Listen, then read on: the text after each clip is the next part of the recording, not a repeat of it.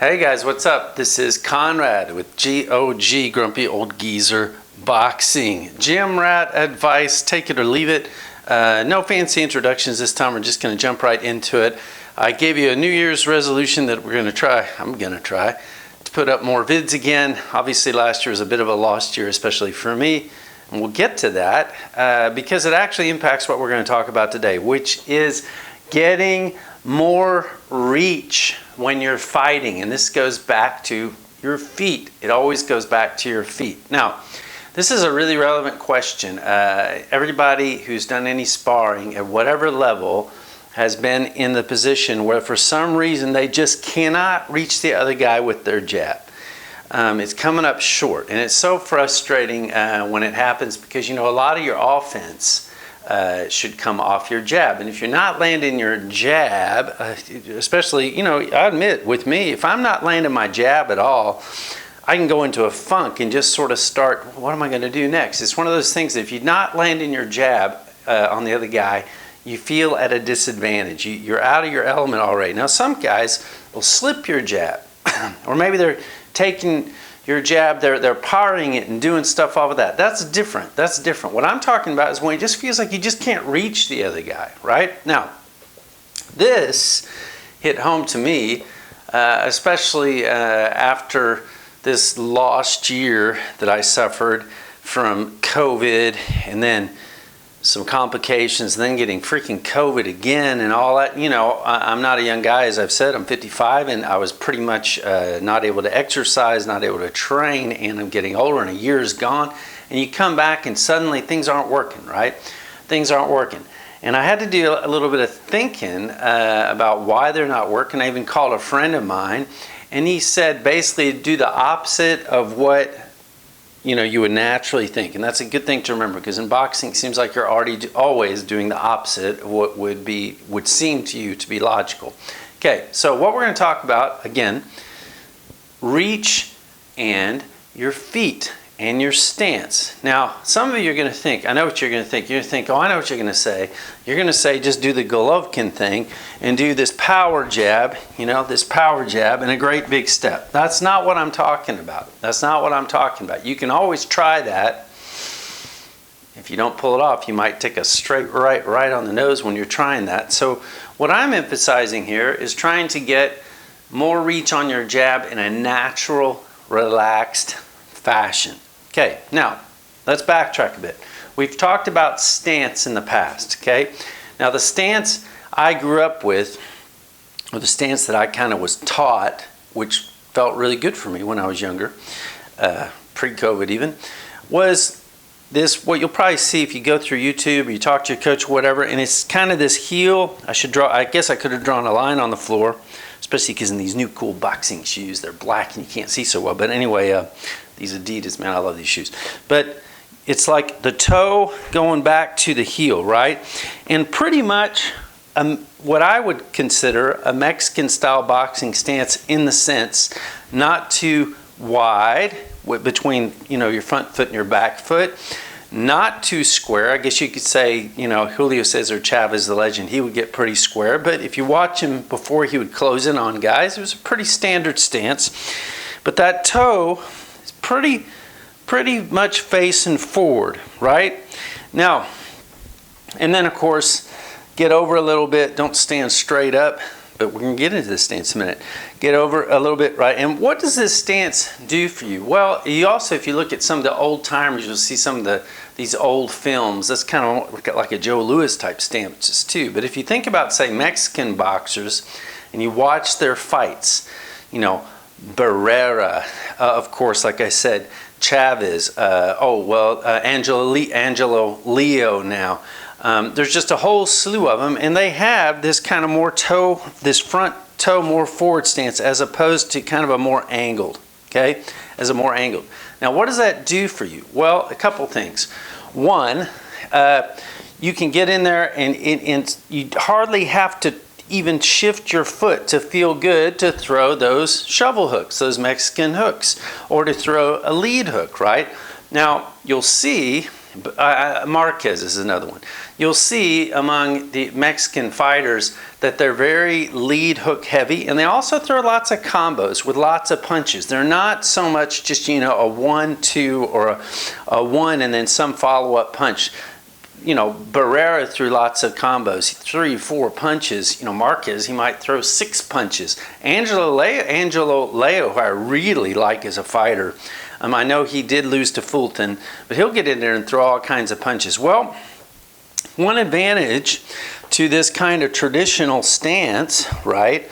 When I say traditional, kind of old-timey, but it still is like a Mexican-style stance in a lot of ways, is that you feel good throwing lots of combos, whether or not you twist that front foot. Some like Alvarez, Canelo Alvarez, he's kind of got a stance like that. You know, you'll feel good throwing lots of these combos because that foot is pointed pretty forward. Now, that works great if you're well trained and if you're young, not like me. I realized now, especially COVID made me old, but also if you have what I call, what a lot of people call a positive, I'm going to keep that short, positive ape index. Now what that really means is that your reach is longer than your height. That's really what it comes down to. You've got a good reach, okay? Now, not everybody does. A lot of the best professionals have a great reach, right? Some of them have a crazy long reach, like Terrence Crawford or actually Floyd. He had a great reach. Of course, Sonny Liston, I think he had an 84-inch reach, and he wasn't really, you know, he's not like these guys now. It's like 6'5", but he was, what is 6'1", I think even, maybe not even, 6'1" to 6'3", somewhere in there. And I mean, just a crazy reach, right? But if you have, and you'll see Sonny Liston, some of his videos, you'll see him where he's punching and that foot is pretty straight. And so he just, I mean, his jab is perfectly straight, his foot's straight, and he's just dinging guys with that pile driver without twisting his shoulder, without turning his foot, and just knocking guys' heads off, right? If you have that positive ape index, then this is actually going to be easier. Now, you know, not all Mexican fighters have it, not all fighters have it. I'm not saying that you have to have it to do that, but if I have, say, a beginner who wants, you know, some guys come over and they want me to start them as a beginner. Some guys come over and they kind of know a lot and they just want me to do pads for them. Other guys don't want to hear anything. They just want to do pads, right? But if there's a guy who shows up with, and he's a brand new beginner, you know, and you're a coach, it's not a bad idea to, at least if you can't tell by just looking at him, just even to measure him and see, you know, how wide are his arms. Now for me, I've got barely a positive ape index. It's not really that big. It's actually, I'm barely 5'11". My reach is like 71, so it's kind of, I can't remember. It's really kind of, I mean, I'm just an edge actually. I think it's a little bit more than 71. It's like 71 and a half or something, but it's just a tiny bit longer, but it's not great, right? But okay, it worked for me because when I was younger, I was really mobile, I was quite quick, I felt really good on it, I didn't really have a problem. But suddenly, after freaking COVID and also getting old and all these things, and I went back to sparring, and of course, you know, it takes a lot out of you, and getting old does too, and not doing anything for you does too. And man, I'm just like coming up short on everybody, and I was like, what is going on? And I actually talked to a friend of mine, he said, well, come on, dummy, just angle your foot. You're right. Yes, of course. Why didn't I, you know? And here's what that comes to. Now, let's say the stance that I was talking about, and we have this line, right? Okay? And here's the front foot, which is, say, pretty straight. And here's kind of the back foot. I guess I'm slightly exaggerating, but not really that much in this kind of more pointing forward stance, right? Now, what he was saying to me was just basically, and he also is a trainer, he's back home in the States and all that, he's like, go ahead and let this foot angle a little bit, okay? Now, that seems kind of counterintuitive, right? If the foot angles, right, and actually let's assume that your heel is going to be the same distance, then that's like going to shorten this, right? Shorten your reach, you would think. But it doesn't really, okay? It doesn't really. Now, and I'll show you why in just a second.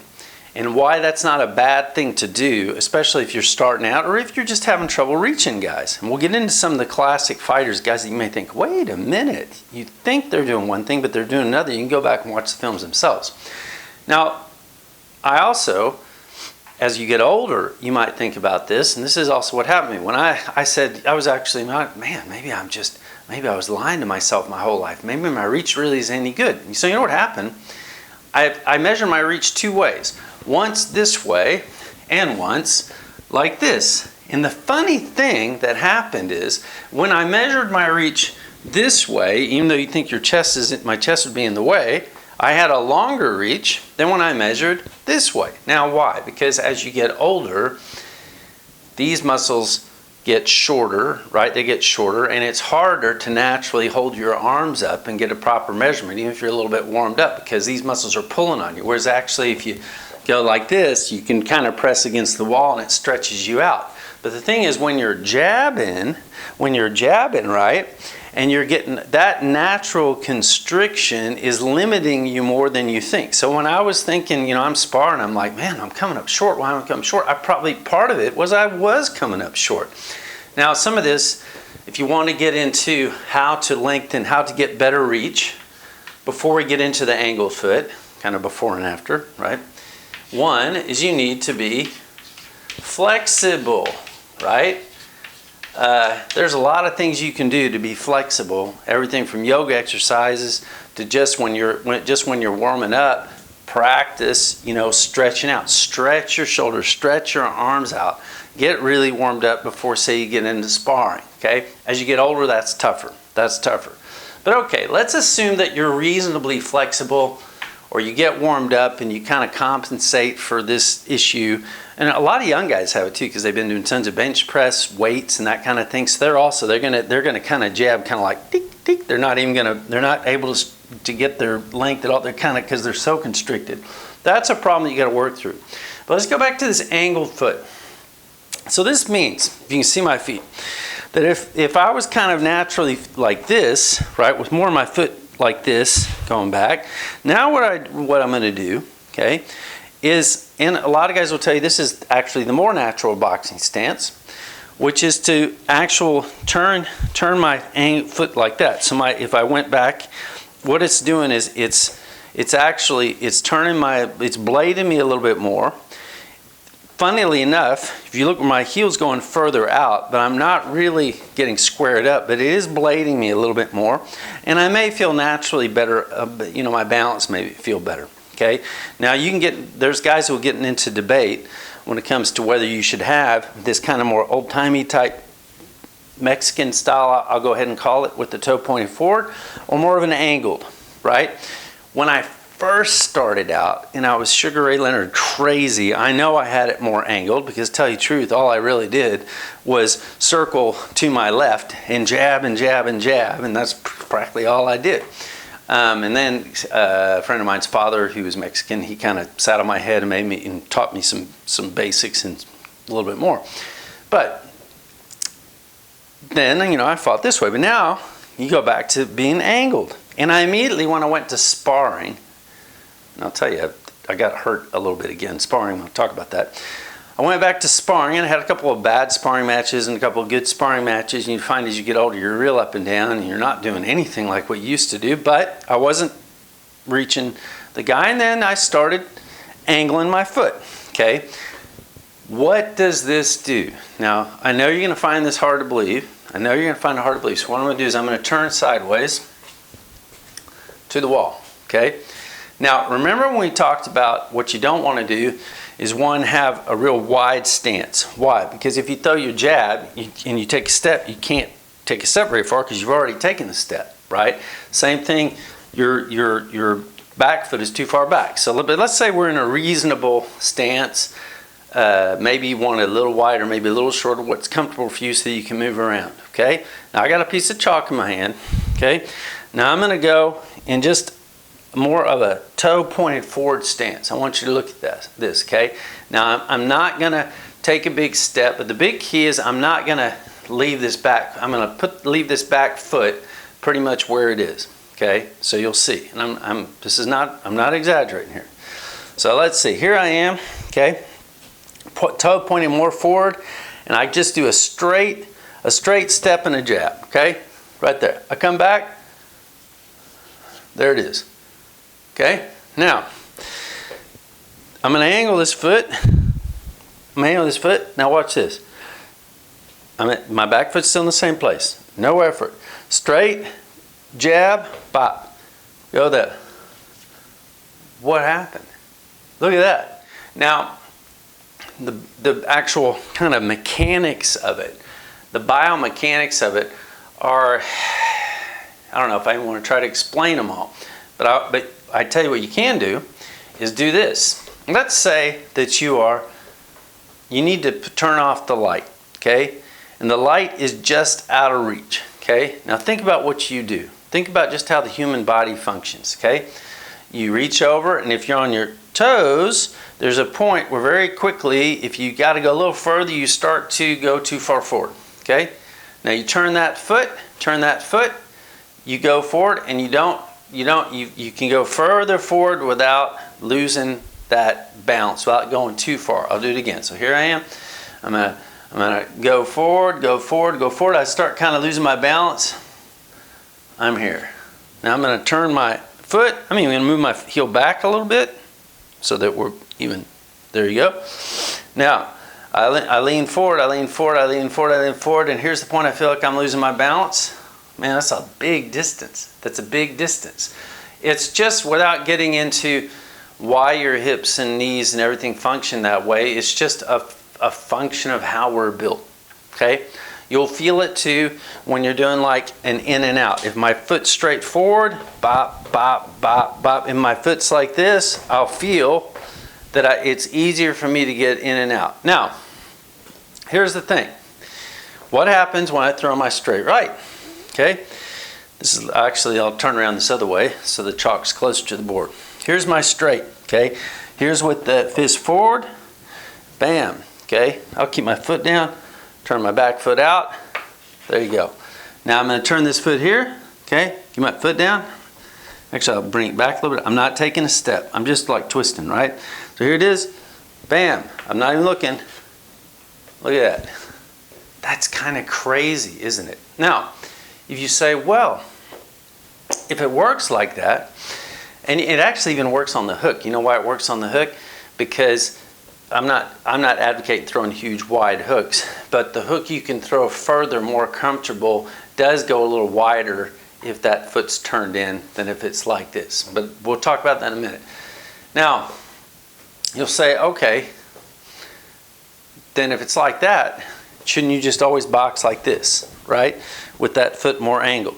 There's a lot of guys that will say you should. You'll see like the Russian boxing school, when they even throw a jab, they always turn that front foot even, right? You'll see, if you look at some of the old-timey boxers, like even Sonny Liston, who a lot of times he had such a great reach, he didn't have to do things, but sometimes he would turn that hip to get a little more reach and also get some power on it, okay? There are some people who say you should, like I said, some guys will say you should always have that foot angled and that's how you should box. And you do feel good like that. And as I'm getting older, I'm like, oh, that's a good thing for me to do because balance goes, everything goes, reach goes. However, again, with that foot pointed more forward, you don't have to do much to get those lead lefts off. Right? You do feel good with those uppercuts, okay? So some of it depends on the style you're fighting and the way you learned, and also on your body. If you looked at the way Marquez fought, right?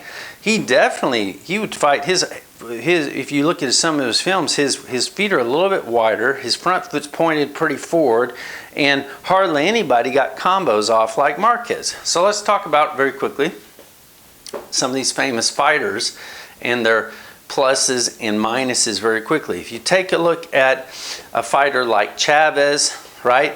Chavez, you'd see him, he'd come in, he definitely would have that front foot more forward, and then just a tiny inch out. When he got somebody trapped in the corner, he cut him off a tiny inch out. He's doing this two-fisted, and he's getting combinations off. Marquez is the same type. He would, you look at his, sometimes his front foot seems a little bit forward, but it's pointing pretty straight, you know, kind of like Barrera too. And man, Marquez, he'll get off these super long combos, you know, slips on bop, bop, bop, bop, bop. He'll get off, you know, 5, 6 punches. Now, the downside is, and you see this in past legends, and you see this in current guys, it seems like a lot of these Mexican, you know, the Mexican boxing tradition, you know, the warrior tradition also has a reputation of getting hit a lot, okay, of getting hit a lot. Now, the fact is, when you're coming in with that foot straight forward, it's easy to kind of stand straight up. You're not getting off the, you know, the center line. You start thinking about offense, and as soon as you start throwing, you see where my head went, right? Even when you throw your jab, it's easy to just step straight into the center line. And so you'll see that a lot of these guys, they do get hit. On the flip side, it doesn't take much of a twitch to be right there to do shovel hooks, to do lead left hooks, and that tradition tends to be, you know, which I like, very hook, lead hook, you know, oriented, which is cool. Right, is cool. If you see, however, some of these other famous boxers who had great careers, let's say Sugar Ray Leonard. Now, is Sugar Ray Leonard crazy? He will have more of an angled front foot. He had plenty of speed, but he also had, you know, face it, he was an incredible athlete. He had great flexibility, and he would throw a lot of combos really fast. But a lot of times, and we'll get to this in a minute, when he got close into the flurry stuff, he's no longer, he's more squared up. But anyway, if you see Thomas Hearns, same thing, angled front foot. Marvin Hagler, angled front foot, and then, you know, he might even throw and switch, and suddenly he's on the other side with an angled front foot. Even Sonny Liston, who I mentioned before, you know, he could reach people and have a straight, more of a straight front foot, but you'd see him sometimes turn, just like Ali, and turn off and go left, and maybe even turn and put a little bit of hip into that foot. Again, if you look at, say the Russian boxing schools, when they throw a jab, they're turning that front hip anyway, which is controversial for a lot of people. But it's kind of hard to argue against the reach factor. Now, if you have done one stance or the other, you got to be careful with messing with it, and it's good to have you coach there, or at least have a friend who knows what he's doing to keep an eye on you. Because I'll give you an example. If you were fighting more in this kind of traditional stance, let's say, I'll say traditional Mexican kind of stance with the foot maybe more forward, in some ways it's great because, you know, it's just that perfectly straight step and straight, you know, you don't telegraph the jab as much, however you may not get as much reach. But if you're not careful, you'd even see some of these legends wind up this way. I'm not going to name names because people will bash on me on the internet. It's easy to suddenly get into walking a tightrope where your feet just one follows the other, and the back foot comes back, and you're just on a straight line, which is not good. The flip side, if you've got that front foot turned and you throw some jabs, if that back foot is not getting back on that heel-toe line, or the heel toe to heel line, you can start doing this, and suddenly you're squared up. Now, you will see guys that will take advantage and do their own thing. And an example is David Benavidez. Now, keep in mind, he's fighting at 168. He's taller than me. He's got great reach. He can do things that maybe he couldn't do if he moved up to 175. I'm not saying he's a weight bully, but okay. David Benavidez will come in there, and he'll almost start, if you look at it, it seems that on film it almost looks like a duck walk in the sense that he'll throw, he's got a good jab, he really does, but once he gets in close, he'll even start turning that front toe out, it seems like. And if you experiment with this on the bag, like even if when you throw your jab, you kind of feel like you're turning toe out, you're suddenly in a position to throw lots of combos. Again, a criticism of Benavidez and why people say, oh, Canelo, he'll kill him. You know, Benavidez, because, you know, he does get hit. He gets hit a lot, and he might get hit a lot more. That is a problem. Now, and I'll tell you just as kind of an antidote, man, well, okay, it's true. I'll give you some excuses. I'm getting old. I didn't do anything for a year. I kept getting sick. I went back to sparring. I did some sparring. I got sick again, cracked my finger, took a break, came back. But anyway, in the meantime, when I was getting frustrated and I suddenly feel like I couldn't reach anybody, I started messing with different stances. And the thing is, when you're sparring people and you're trying to concentrate on something else, you get hit a lot. And man, I got plastered by a few guys. one going strictly back to straight ahead with my kind of front toe that type of stance. I was focusing on that, and I sparred a heavyweight. He was taller than me, longer than me, and the first advice is if you're getting older, don't do that. Don't spar heavyweight. Man, this guy blasted me. In fact, that Cleto Reyes headgear, he hit me so hard, and I don't even think he knew he was hitting me hard, as he looked like a big lump on my head. Oh, you hear the dogs back. Like a big lump on my head under my headgear. I'll show you a picture of that. But then he also hit me right here. I was trying to throw a right, and he hit me right here, and the ribs kind of went. And then a week later, I went to do some kind of lighter sparring, and I ended up sparring another guy who's kind of a heavyweight too. He's an older guy. He's about my height, but he's really heavy. He hits pretty hard. He's pretty quick. He managed to hit me in the liver, but he kind of hit me in the ribs, and so now I've got a little bit of a rib problem, and I still got a cracked finger, and so it is what it is, right? It is what it is. So don't, kind of work this stuff out before you just jump into sparring or do it under the eye of your coach or whatever. But I will say the last thing. 2 things to remember. 1, if you're starting out and you don't have somebody to sit on top of you and you're just going to, like a lot of people do, a couple times a week, maybe I would not get so entrenched in, say, old traditional films and have more of that foot pointed so far forward. I might, be more like kind of a natural stance, which is kind of more of the standard American school boxing with the foot that toe a little bit more angled, right? Because you'll feel better with your balance, and if you didn't grow up with it, maybe that's a better way to go, okay? If you do have that toe forward, you need to keep in mind that you need to get that pointed toe on the center line of the guy you're fighting, okay? So let's say if this is him, you guys are fighting, and we're assuming you're not going to be like, just like that with your front foot. It's good if you can get that front foot pointed inside on him right there, right? So that's your front foot, and see, this is your back foot back here, right? If you can get that front foot kind of always targeted on his chest when it's straight, you'll find out that you're going to do better if you're not paying attention and that front foot's kind of straight, and suddenly you're a little bit outside, you're a little bit over here. Now, if it's a southpaw issue, you're orthodox, you're fighting a southpaw, it's a different thing because you want to get that foot outside, okay?